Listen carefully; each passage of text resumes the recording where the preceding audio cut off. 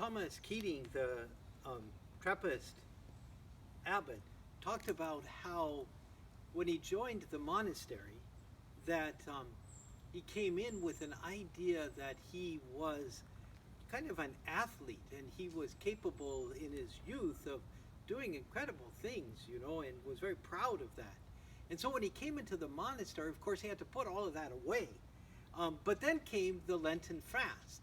And as he would describe it, so what you would do is you would begin this very strict Trappist fast, and one by one, the other monks had to give it up because they began to get faint and they began, to show other signs of illness, until even that this spiritual athleticism replaced the other athleticism, and with pride you could be the last novice to be able to keep the Lenten fast.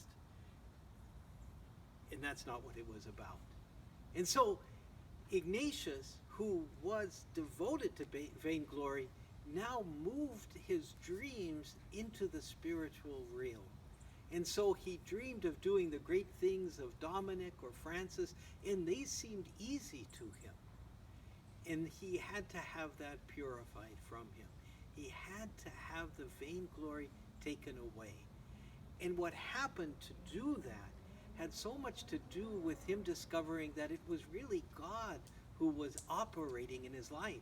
Well, God who was giving him the grace, and that without the grace of God, he truly began to suffer even with doubts and questions and self-disgust and things that even threatened his life. He became suicidal because he couldn't access God the way that he wanted to and thought he should.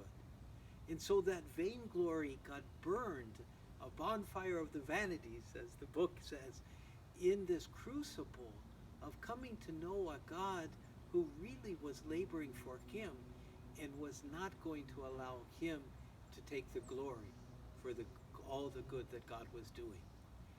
For ourselves, can we abandon ourselves to God, knowing the graces of God have brought us everything, and not giving to ourselves the credit that really belongs to the Lord?